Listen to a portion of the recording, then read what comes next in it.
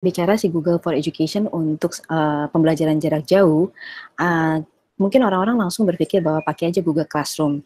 Tapi ternyata di lapangan kita nggak bisa cuma menggunakan si Google Classroom. Jadi malam ini kita akan kita akan sharingkan ide-ide kami bagaimana menggunakan si G Suite Tools-nya ini sebagai satu kesatuan untuk perangkat untuk mengadakan pembelajaran jarak jauh. Jadi saya akan mulai dulu. Sebentar. Oke, saya akan mulai dulu. Yang pertama adalah untuk framework dari aplikasi-aplikasi apa saja yang nanti kita akan bahas. Kemudian sesi malam ini hanya overview, makanya sesinya hanya 1 jam. Setelah itu modul kedua nanti adalah sesi overview untuk Google Classroom. Ya, jadi hal-hal yang akan di-sharingkan adalah hal-hal yang inti, yang utama, yang bisa digunakan untuk pembelajaran jarak jauh. Jadi ini konsepnya karena kita urgent, kita membutuhkan menggunakan ini secepatnya. Jadi pokoknya kita belajar yang simple-simple dulu, tapi yang penting buat kita semua gitu yang bisa digunakan, gitu ya. Oke, jadi kita akan mulai membahas satu-satu. Jadi Bapak Ibu sekalian, jadi bayangkan seperti ini ya, ketika kita memiliki anak didik, diliburkan, mereka di rumah, diharapkan mereka punya kelas di rumah gitu.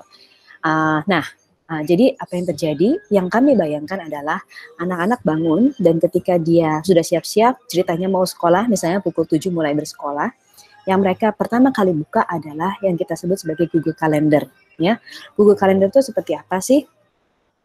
Ini saya buka ya. Bentar. Saya bukakan account dari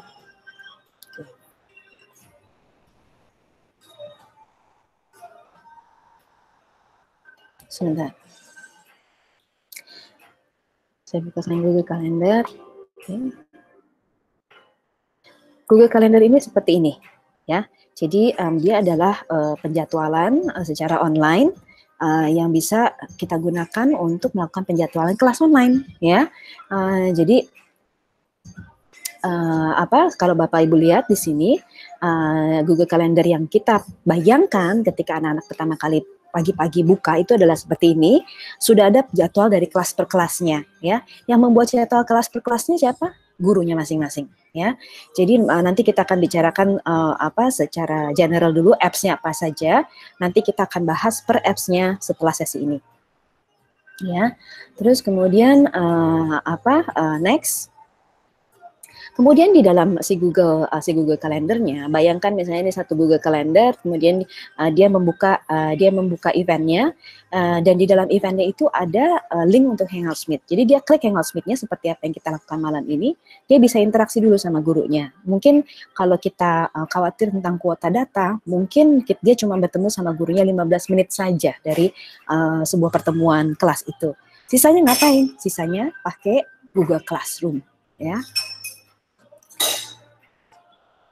Pakai Google Classroom itu apa? Google Classroom ini kalau kita lihat di sini, saya besarkan layar saya dulu ya. Jadi Google Classroom itu adalah sebuah kelas virtual gitu.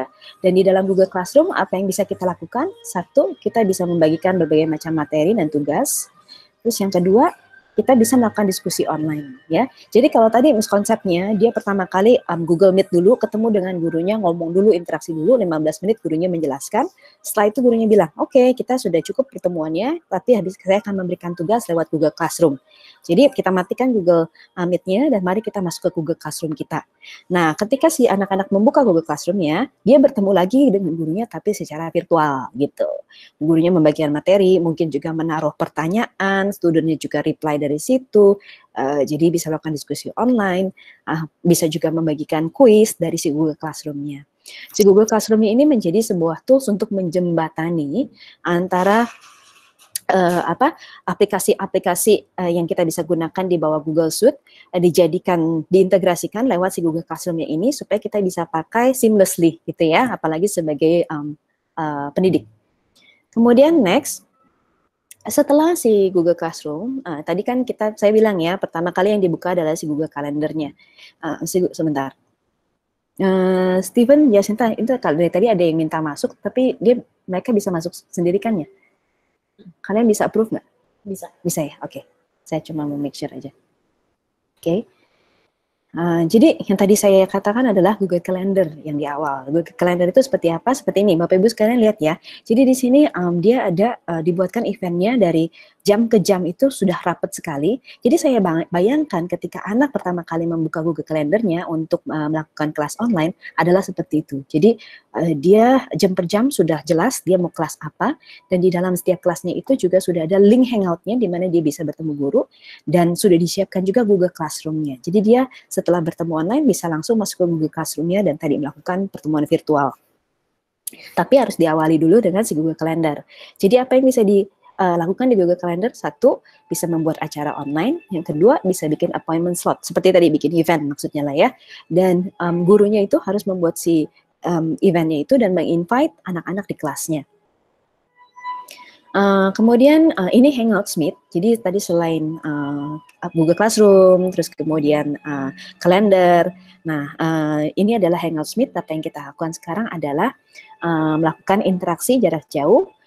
Dan pada saat ini Google memberikan akses up to 250 people untuk Google Suite for Education. Jadi mereka memberikan ini dalam rangka karena ada COVID dan mereka tahu banyak sekolah yang diliburkan. Jadi sampai 1 Juli 2020, kalau sekarang rencananya sampai 1 Juli 2020, dia memberikan aksesnya sampai 250 orang di Hangout Meet. Kemudian bisa melakukan video call ini, ya. Kemudian next, ini adalah Google Docs. Jadi tadi kan setelah kita bertemu virtual di Google Classroom, kemudian si gurunya mau memberikan tugas. Nah, memberikan tugas segala itu menggunakan si Google Docs, Google Drive, Google Sheet, Google Slides.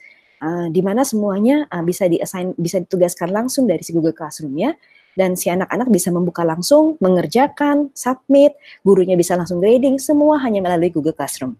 Ya. Jadi di dalam Google Docs, satu, mereka bisa berkolaborasi buat tugas, kerja kelompok. Dua, mereka bisa memberikan komentar, umpan balik jarak jauh. Gurunya bisa memberikan komentar, umpan balik jarak jauh.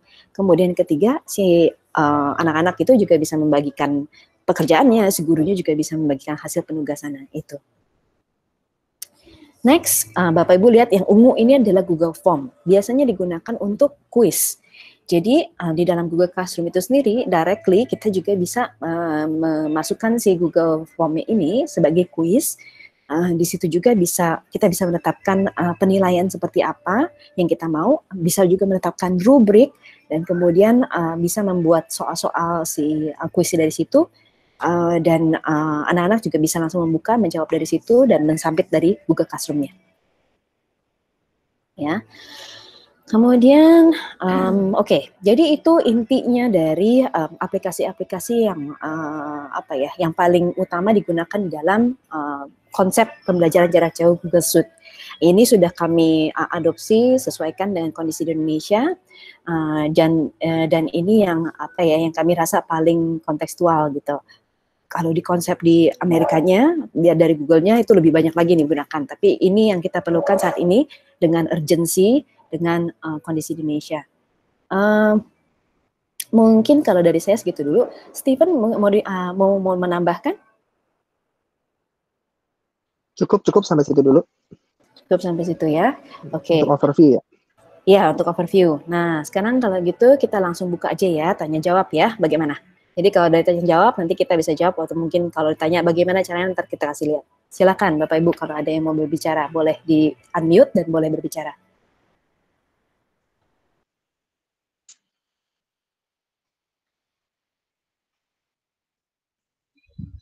Ya, selamat malam. Selamat malam, Pak. Malam, Pak. Bapak ya, dan siapa nih?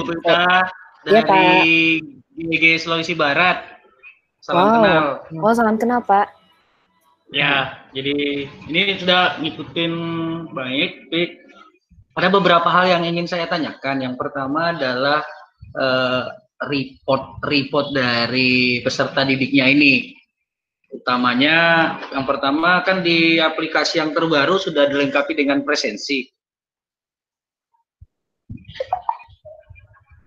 Halo? Dengan apa, Pak? Presensi? Ya, ada absennya. Oh, absensi, oke. Ya, nah itu saya belum menemukan itu reportnya didapat di mana. Daftar keseluruhan dari reportnya ya, report presensi tersebut. Yang kedua, mungkin juga bisa di-share juga tentang bagaimana sih umpan balik antara guru dengan muridnya dalam hal penyelesaian tugas itu. Karena kan harus ada yang dikembalikan, harus ada yang mengembalikan, seperti apa mungkin kita ya, Pak Steven ya.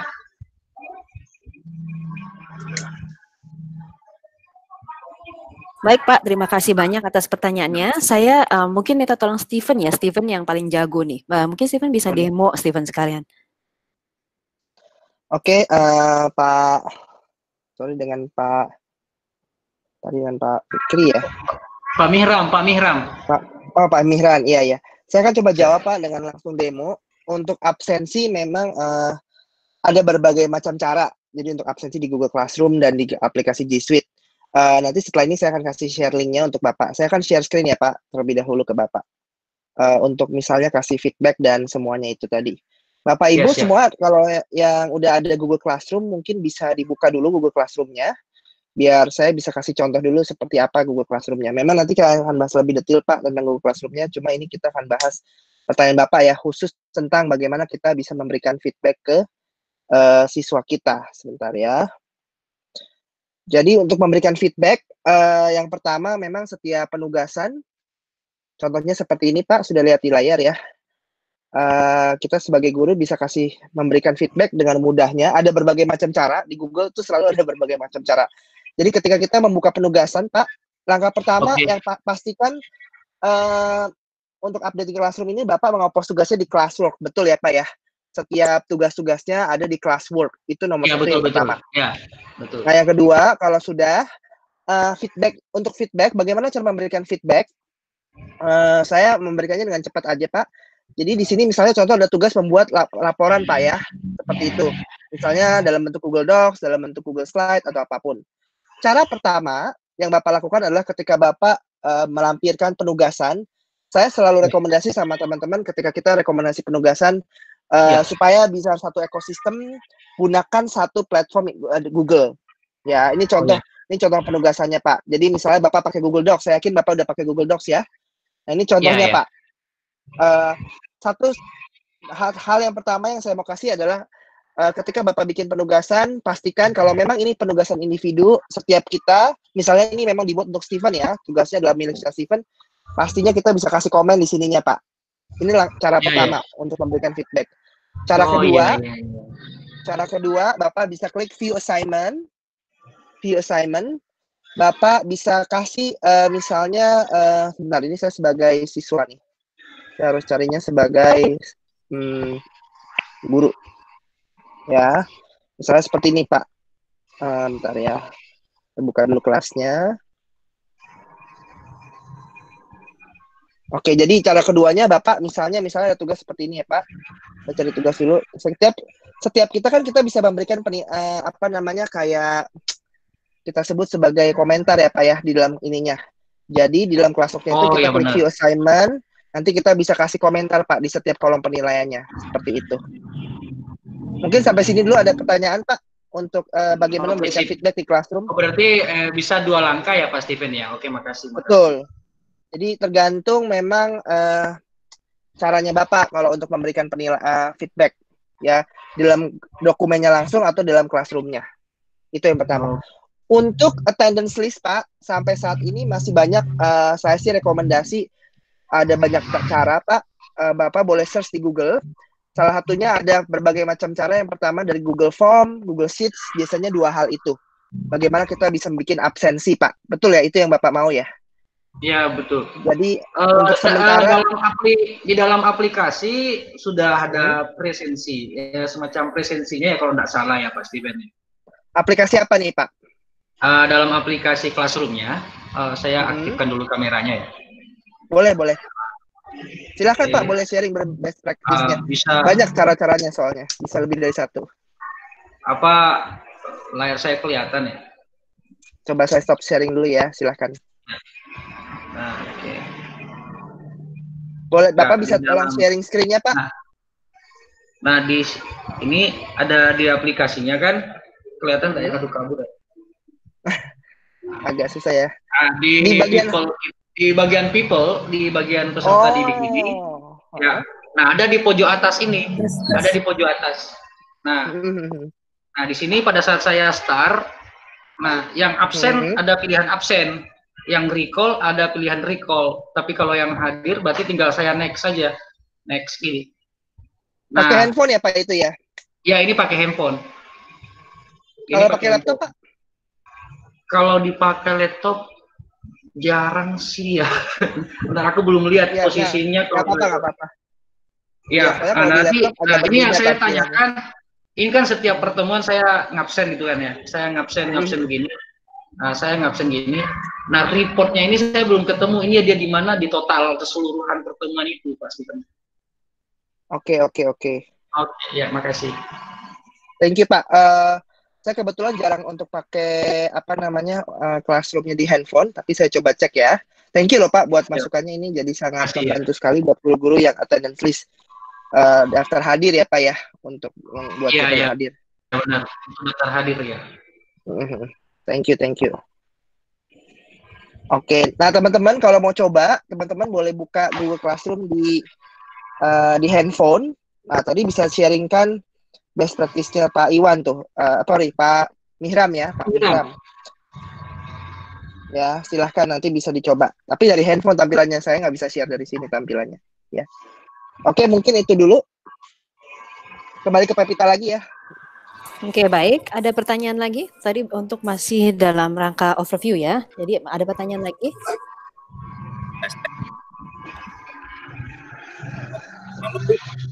Silakan Pak, tapi suaranya kok nggak kedengeran nih Pak?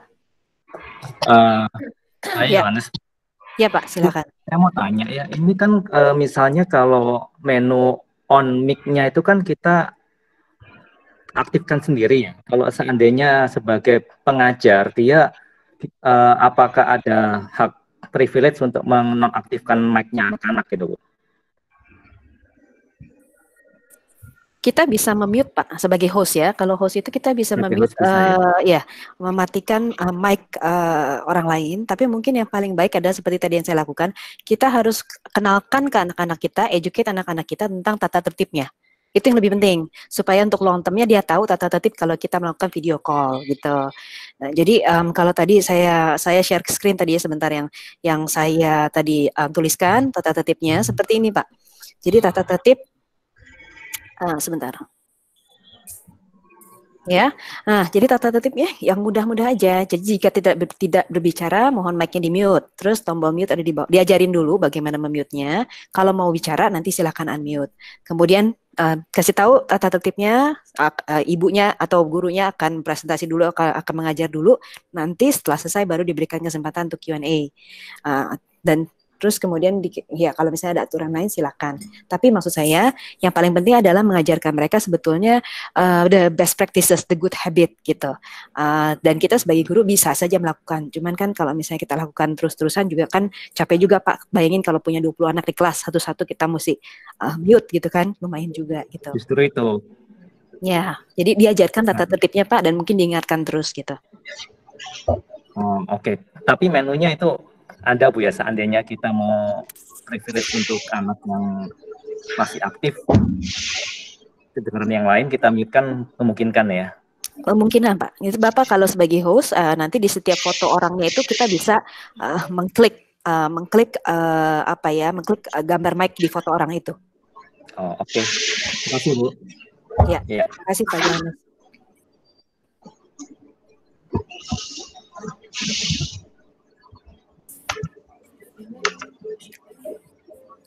Untuk yang belum mau bertanya atau yang belum tidak berbicara boleh di mute mic-nya. Atau saya kasih contoh ya. Jadi ini kalau belum mau bicara saya mute nih. Ya. Saya mute dulu Ibu Yunia Handayani ya, sebentar. Oke, baik. Ada pertanyaan lain lagi?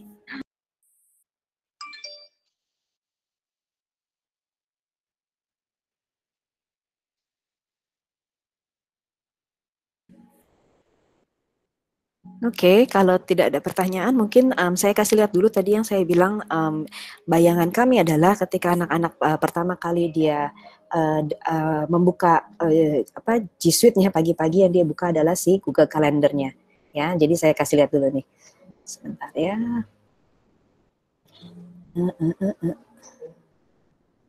Sebentar. Saya share screen. Oke. Kayaknya salah, sebentar. Oke, saya share screen yang lain.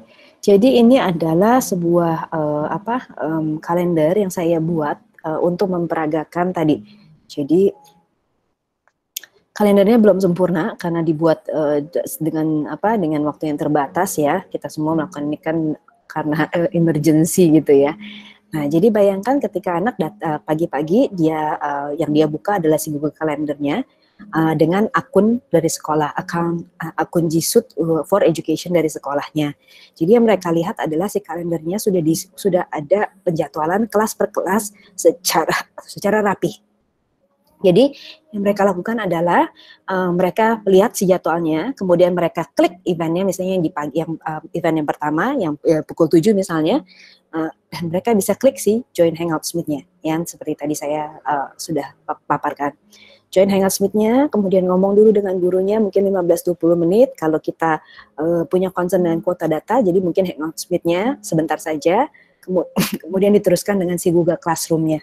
Ya, jadi ini bayangan kami, dan ketika kita bicara pembuatan si Google Calendar-nya ini, memang ini membutuhkan bisa dibilang tips and trick nih. Salah satu tips and tricknya, karena nanti guru-guru yang bertanggung jawab untuk membuatkan kalender eventnya, guru mata pelajaran biasanya ya, guru itu akan harus menginvite si studentnya. Ya, jadi kalau misalnya dia melakukan invite-nya satu persatu, saya kasih contoh, misalnya dia satu persatu dia invite, kan studentnya bisa aja 30 orang, dia mesti invite email address-nya 30 orang. Yang bisa dilakukan adalah bisa dari admin atau bisa dari guru wakil kepala sekolah membuatkan grup, jadi kayak mailing list group ya di Google Groups. Jadi tadi selain ada Google Calendar, Google Classroom, Google Hangout Meet, yang dibutuhkan juga Google Groups. Jadi buatkan grup seperti Milis di Google Group-nya. Jadi seperti Bapak Ibu lihat di sini si gurunya menginvite grup, ya bukannya satu persatu orang, tapi di dalam grup ini ada 4 orang. Ya, jadi dibuatkan mailing list group. Jadi nanti gurunya cuma menginvite si grup itu saja supaya nggak susah. Dan ketika misalnya si pelajaran ini recurring itu jadi dia di dalam seminggu itu Senin sama Rabu jamnya berbeda-beda gitu misalnya, atau jamnya sama bisa aja. Nah, gampangnya adalah di setiap kalender itu kan juga di bawah kita membuatkan event. Di sininya tuh ada kita bisa mengatur apakah dia repeat atau enggak, dia berulang atau tidak. Jadi itu yang kita atur juga. Ya, jadi mungkin saya perlihatkan demikian sebagai gambaran, memberikan gambaran. Ya, satu hal yang baik lagi juga, ketika si guru ini misalnya menginvite student, jangan lupa juga menginvite kepala sekolah. Kalau kepala sekolahnya mau memonitor, jadi memonitor apakah benar si guru ini mengajar atau si anak-anaknya betul nggak di-invite, betul nggak anak-anaknya mengerjakan tugas atau betul nggak kelas itu berjalan. Kepala sekolahnya harus di-invite juga di kalender tersebut supaya kayak si kepala sekolahnya punya visibility bahwa satu hari kelas 11 SOS 2 misalnya, dia ada pelajaran apa aja dan apakah pelajaran berjalan, begitu. Jadi usulan untuk monitoring. Ya, jadi saya buka lagi untuk pertanyaan kalau ada. Ya, saya Dian, saya mau tanya. Pertanyaan saya, kalender itu apakah dipakainya kalau menjadwalkan Google Meet atau tidak? Jadi maksudnya bisa untuk schedule saja atau harus berkenaan dengan Google Meet, yang pertama. Yang kedua, untuk di kalender itu yang mengisi harus guru mata pelajarannya atau bisa orang lain? Contohnya Wakasek atau kepala. Terima kasih. Makasih Budian, pertanyaannya baik sekali. Jadi kalau kalender itu sebetulnya dia kan aplikasinya juga yang di dalam G Suite dia bisa berdiri sendiri. Jadi tanpa tadi mungkin saya kasih lihat lagi ya sebentar. Saya kasih lihat lagi, jadi tadi di kalendernya, kalau kita klik event ini, Bapak Ibu sekalian, kita buka yang tanda pensilnya supaya kita bisa lihat ada apa saja. Nah, kalau tadi kita bicara si Hangout Smith-nya, sebetulnya kalau kita belum edit-edit di sini tuh kosong, ya, kosong. Jadi kalau misalnya kita nggak mau ada Hangout Smith-nya pun nggak apa-apa, bisa menjadwalkan. Jadi bisa digunakan untuk penjadwalan biasa. Kalau itu pertanyaannya, ya. Kemudian pertanyaan yang kedua, tadi apa? Pertanyaan yang kedua, sebentar tadi saya catat. Pertanyaannya Mengisi schedule di kalender Oke. haruskah guru mapel atau bisa orang lain? Bisa siapa saja, Bu, asal nanti dibagikan ke anak yang ke kelompok yang benar gitu. Bisa aja yang bikin bukan dipusatkan, misalnya memang ada bagian scheduling. Si orang yang incharge untuk scheduling ini, dia bisa membuatkan kalender per mata pelajaran, per kelas, dan kemudian menginvite studentnya per kelas, dan dia bisa buatkan, termasuk dia menginvite guru yang mengajar. Bisa juga seperti itu. Oh, oke, baik. Terima kasih. Iya, terima kasih Bu Dian. Ada pertanyaan lain Bapak Ibu sekalian?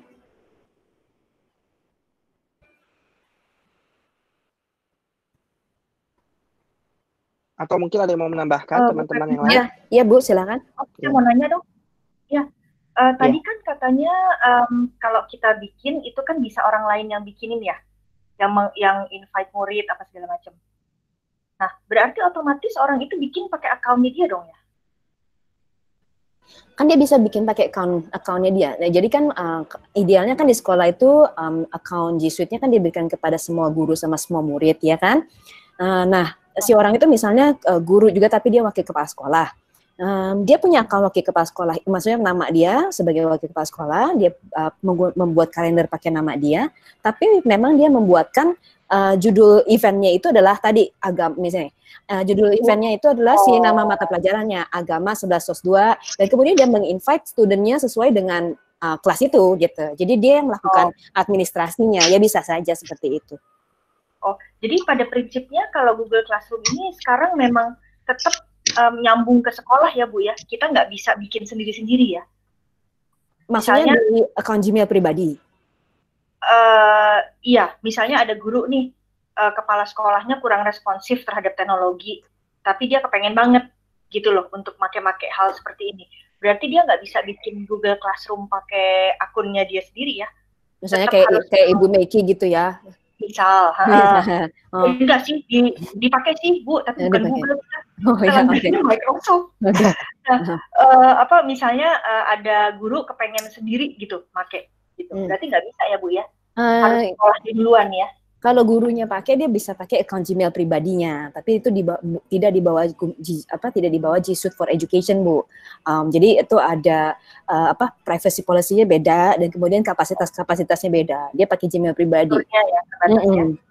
Jadi yang kalau G Suite, kita bicara G Suite for Education, itu yang didaftarkan adalah domain sekolah, gitu. Oke. Ya. Dan untuk itu gratis. Gratis. Oke Bu.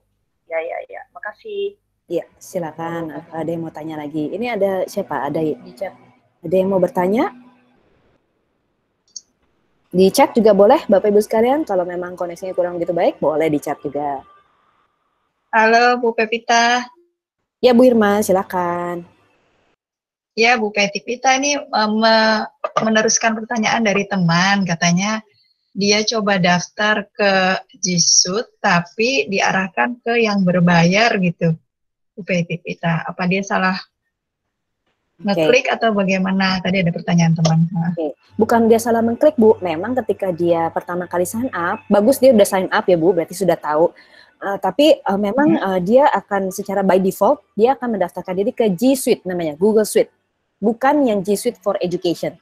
Ya. Caranya untuk mendaftarkan diri ke G Suite for Education adalah kita harus request buat upgrade. Nah, jadi ketika sudah mendaftarkan untuk ke G Suite, kan sudah bisa masuk ke admin panelnya, ke control panelnya. Iya. Ini sebetulnya modul 7 ya, modul 7 di hari Kamis nanti jadwalnya. Tapi saya kasih lihat sebentar. Jadi upgrade request upgrade Google Suite for Education.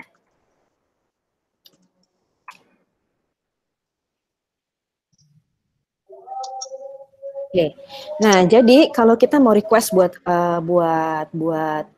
upgrade, dia ada kita mesti masuk ini, sebentar ya, request approval for G Suite for Education. Oke, ini. Saya coba, saya kasih yang bahasa Indonesianya supaya jelas, sebentar. Oke. Jadi persetujuan untuk nih, jika Anda telah mendaftarkan domain untuk G Suite ingin mengupgrade ke G Suite for Education, harus masuk ke adminnya, ke control panelnya. Kemudian dari situ baru meminta upgrade dengan cara apa? Ada form untuk meminta upgrade dari control panelnya. Oh iya. Jadi hanya si admin yang bisa, karena dia harus login sebagai admin ke control panelnya. Ya, kemudian jadi dia harus dia harus mengisi formulirnya. Nah, yang nomor 3 nih, isi formulir. Anda akan menggunakan informasi ini untuk login ke account G Suite for Education. Tinjau perjanjian dari G Suite for Education, centang kotak menurut menyetujui persyaratan, lalu setuju dan daftar. Nah, kemudian nanti akan menunggu approval dari Google. Tapi karena kita lagi urgent COVID segala, sebetulnya Google sudah menyatakan kesediaannya, Google Indonesia, untuk membantu. Jadi kita punya satu link untuk mengisi form. Nanti di formnya itu kita bisa meminta atau mendaftarkan domain kita dan bilang nanti kita akan bantu push ke Google. Nanti Google-nya akan me-whitelist. Jadi domain-domain ini akan di-upgrade ke education. Tapi harus mengikuti prosedur dulu. Jadi sudah daftar ke G Suite, kemudian sudah meminta upgrade. Nanti dari Google-nya yang akan meng-approve gitu. Jadi cepat prosesnya, nggak nunggu lama. Oh, oke. Ya, jelas. Oke, terima kasih Bu Irma. Ada lagi yang mau bertanya? Oh, saya lihat di chat nih, mungkin ada nih.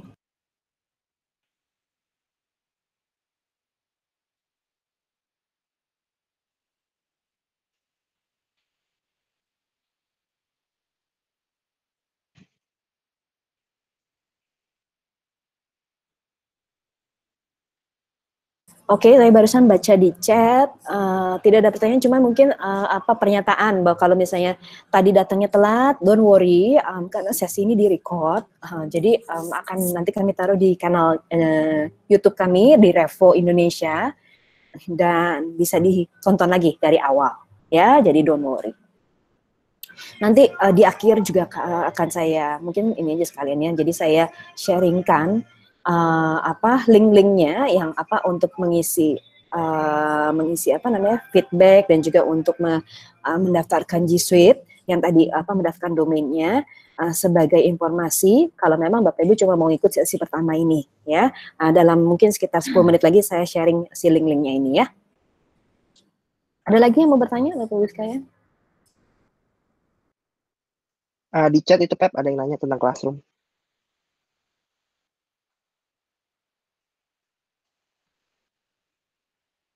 Oke, baik. Di Gmail pribadi sekarang sudah bisa ya Google Classroom, tapi bedanya adalah di bawah G Suite for Education, selain tentunya ada beberapa kapasitas yang berbeda. Jadi misalnya kayak di G Suite for Education, drive-nya itu unlimited.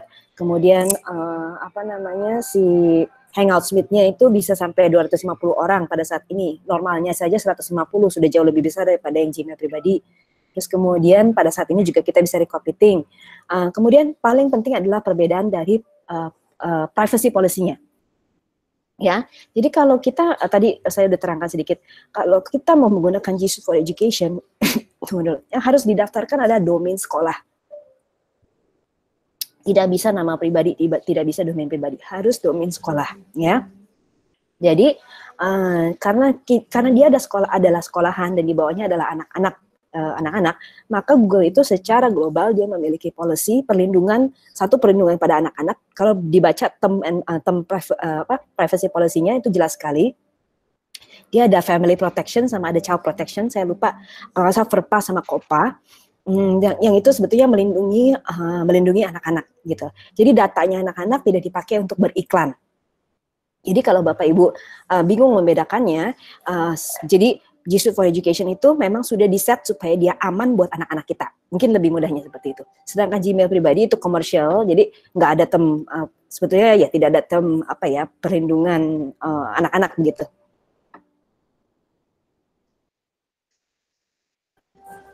Jadi ada yang bertanya juga nih, bentar Pak, ada yang bertanya juga. Iya Pak. Ya, bisa diulang kembali tadi yang apa? Ini kan ada satu sekolah yang saya registrasikan 2 hari lalu di Google Suite.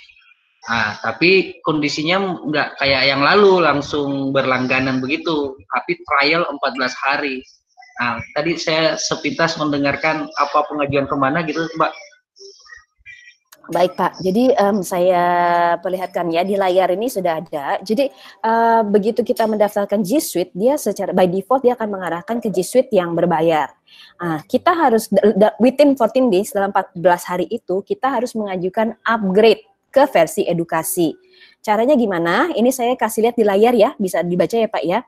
Jadi dia harus login sebagai admin atau adminnya harus login ke control panelnya. Dari control panel meminta upgrade ke G Suite for Education. Ada formulirnya di situ, ya. Kemudian ada formulirnya. Yang di layar kalender, Mbak. Bu. Oh, kalender. Bukannya Bu, ini kita ya. kalender. Sebentar. Kalender ya. Sebentar. Sebentar.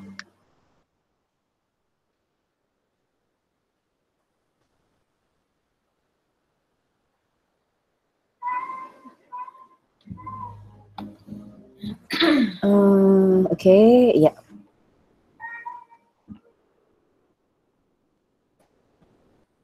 Oke, sudah bisa lihat, Bapak? Pak Mehran? Oh iya, sip, sudah.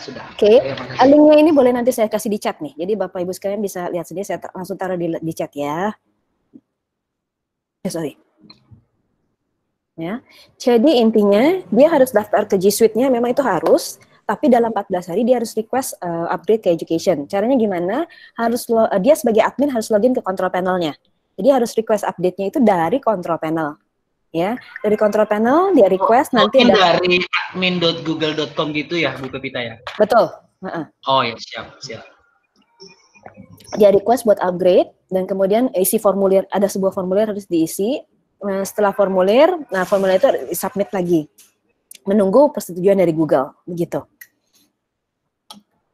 Tapi karena dengan kondisi COVID ini, kami sudah bekerja sama Google. Jadi ini sebetulnya modul 7. Jadi nanti di modul 7 itu kita jelaskan juga bagaimana mendaftar dan kemudian bagaimana upgrade. Dan nanti ketika sudah melakukan itu semua, kita ada sebuah form yang diisi, jadi Bapak Ibu bisa taruh nama domainnya yang tadi sudah didaftarkan, sudah dimintain upgrade, nanti kita bisa ajukan ini ke Google supaya Google bisa approve dengan cepat gitu. Jadi tidak usah menunggu lama sampai mendapat upgrade education-nya gitu. Ya, sudah jelas Pak? Ya, makasih Bu Pepita, terima kasih. Baik, tadi saya lihat di chat ada yang bertanya ya, ada yang bertanya soal, sebentar. Oke, domain perusahaan education tempat les. Sayang sekali nih Pak Dharma ya. Sayang sekali sampai saat ini yang bisa menggunakan education adalah yang terdaftar di Kemendikbud, ya, punya akta pendirian sebagai non-profit pendidikan, ya. Jadi itu syaratnya, itu diminta juga saat kita mendaftarkan G Suite-nya. Dan ketika kita request upgrade kalau saya nggak salah, jadi dimintakan segala informasi itu. Kemudian tadi dia bertanya lagi, Pak Johannes ya, unmute. Siswa bisa unmute host-nya.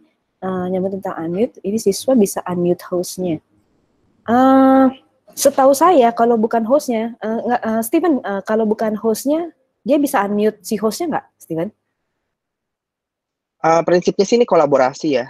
Tapi emang kalau, ya ini contohnya saya lagi mute Pepita. Saya bisa mute. Ini sebenarnya kolaborasi sih. Jadi bisa. Tapi kita kan bisa unmute lagi. Seperti itu. Ya, begitu Pak Johannes. Oke, ada pertanyaan lagi?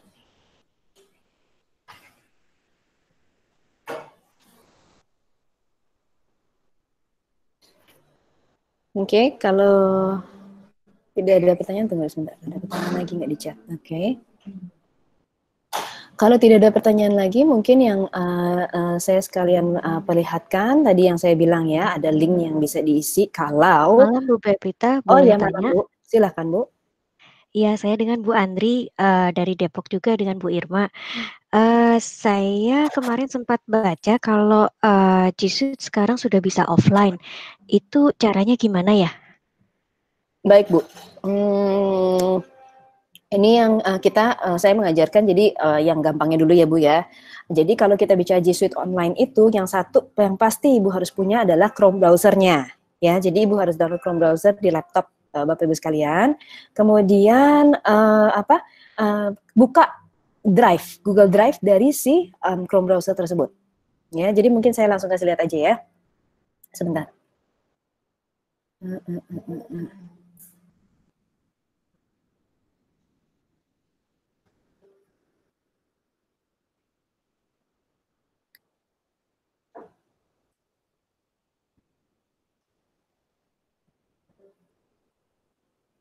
Oke, bisa lihat Bapak Ibu sekalian?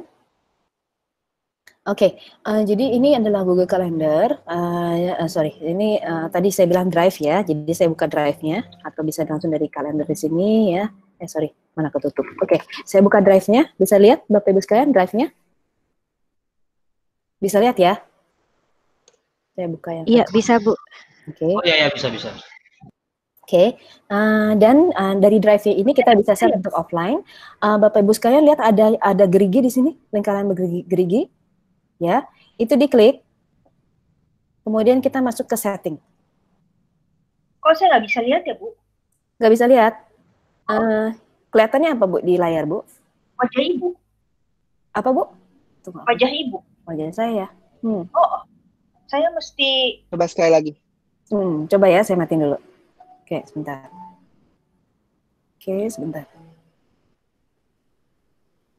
Saya klik ini nih Bu, saya klik kan ada people, ada chat kan. Ibu, saya klik people, Ibu terus unklik muka saya. saya klik people. Ibu unklik muka saya. Jadi kalau Ibu klik, dia akan dia akan pin. Jadi di unpin. Oke, sip. Ya, makasih Bu. Nah, ini jadi ini di Drive, jadi ada gerigi-geriginya, diklik geriginya, terus kita ke setting, kemudian di setting ini scroll ke bawah sedikit ada yang namanya offline. Nah, silakan dicek di sini untuk mengaktifasi fungsi offline dari Drive, ya. Karena saya punya nggak bisa karena saya menggunakan banyak account di laptop saya. Jadi yang sudah saya aktifasi offline-nya adalah pribadi yang personal. Jadi kalau udah satu dia nggak bisa diaktifasi lagi untuk yang account lain. Ya. Begitu, Ibu tadi siapa yang bertanya? Bu Andri. Bu Andri, bagaimana Iya, sih menjawab? Iya, terima kasih. Baik. Bu Pepita. Iya Pak. Apa kabar Pak? Boleh dijelasin? Halo Pak, apa kabar? Baik. Ya, boleh dijelasin mungkin supaya yang lain bisa tahu offline itu sifatnya seperti apa? Apakah ketika internet down atau apa gitu? Baik. Jadi kalau kita bicara offline Bu Andri ya jangan menganggap dia seperti file kita di Microsoft ya. Jadi dia berbeda. Jadi offline itu adalah ketika kita sudah mengaktifasi offline, kita tetap butuh internet untuk membukanya di awal ya. Kita buka dulu file-file yang kita lagi mau kerjakan. Terus misalnya tiba-tiba mati lampu, WiFi kita terus misalnya mati ya. Kita tetap bisa bekerja tapi nggak bisa real time collaboration. Dan ketika internetnya nyala lagi, dia akan synchronize lagi. Jadi dia tetap akan butuh internet, ya. Tapi tetap kita bisa bekerja ketika internetnya misalnya sedang down atau kita lagi naik pesawat atau misalnya ada ketika kita nggak punya connection internet gitu. Jadi bukan fully offline dan dia nggak butuh connect, dia harus butuh connect internet. Tapi ada jeda waktu di mana dia ketika kita mengaktifasi offline kita bisa kerja dulu di situ. Nanti dia synchronize lagi ketika online. Begitu Bu Andri. Makasih Pak Suwisno sudah mengingatkan. Ya, sama-sama. Ada pertanyaan lain Bapak Ibu sekalian? Saya lihat di chat dulu sebentar. Oke, ada pertanyaan apakah mungkin kita mengawasi hangout meeting sisa lebih dari satu kelompok yang berbeda? Oke, tadi pagi saya mendapat pertanyaan yang sama. Gini, jadi kan kalau kami tuh sharingnya banyak dari pengalaman ya, pengalaman karena kami masing-masing dari kami yang saya Stephen dan mungkin ada Pak Suparman, Pak Kristo, Ibu Desi, kita sudah menggunakan G Suite-nya sudah lama. Jadi kita bisa sharing dari tips and tricks ya. Ini dari Pak atau Ibu Bounty nih ya. Kalau mau misalnya menggunakan Hangout Meet tadi untuk pertemuan, membiarkan si student bisa kerja kelompok dan kita mau memonitor. Mungkin dia kelompoknya dari 20 orang dibagi jadi 5 kelompok. Jadi ada 4 misalnya seperti itu ya. Nah, bagaimana mengawasi si 5 kelompok ini? Gini, Ibu buatkan si Hangout Meet-nya buat si 5 kelompok Hangout Meet yang berbeda-beda. Nah, di dalam waktu tersebut di mana 5-nya sedang berjalan, Ibu masuk ke dalam Hangout Meet-nya secara random.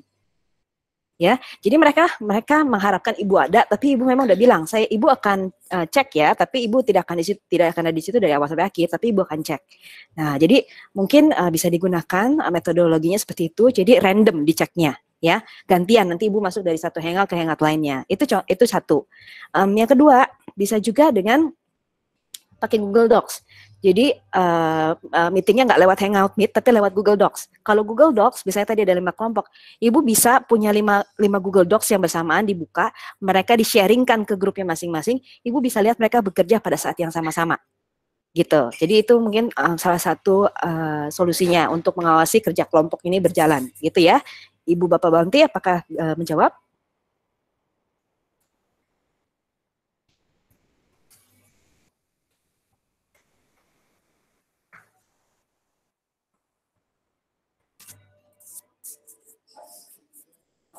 Oke, kalau misalnya tidak ada pertanyaan lagi, kita sudah di penghujung modul yang pertama. Sebentar lagi kita akan masuk modul yang kedua. Tempatnya sama, tapi kita akan matikan dulu dan masuk lagi ke link ini supaya kita bisa record lagi. Atau recordnya kita matikan terus kita nyalain lagi, ya, supaya jadi modulnya 1 jam. Jadi nanti kita sharingnya nggak terlalu berat. Sebelum kita akhiri, saya bagikan dulu linknya untuk tadi feedback, kemudian juga untuk pendaftaran domain. Sebentar ya.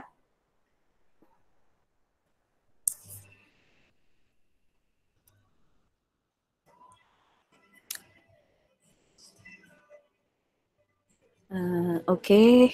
Baik.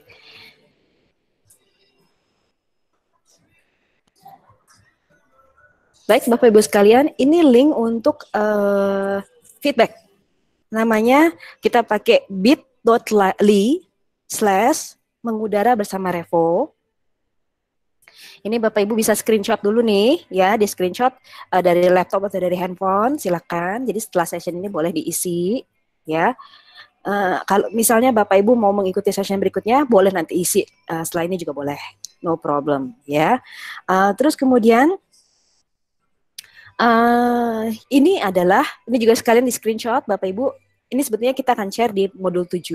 Ini adalah link untuk tadi mendaftarkan domain yang sudah didaftarkan ke G Suite dan sudah request untuk upgrade. Ya.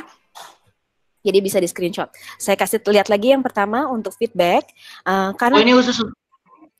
Sebentar ya Pak. Jadi ini feedback adalah untuk di situ penting karena Bapak Ibu nanti bisa memberikan email, terus juga bisa memberikan WA. Karena setelah ini kami masih belum memutuskan. Kami mau bikin sebuah tempat supaya Bapak Ibu bisa bertanya, gitu.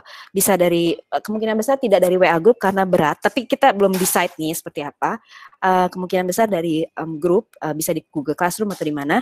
Tapi kami butuh email dan nomor WA. Ya, kemudian juga untuk Bapak Ibu menaruh topik apa yang urgent Bapak Ibu butuhkan terkait sama G Suite. Ya, jadi mohon diisi bit.ly/mengudara bersama Revo. Ya, di screenshot, di foto aja supaya bisa diisi nanti. Kemudian yang satu lagi ini adalah, tolong di screenshot juga. Ini adalah link sebuah form yang menanyakan nama domain sekolah Bapak Ibu yang sudah didaftarkan ke G Suite dan sudah request untuk upgrade.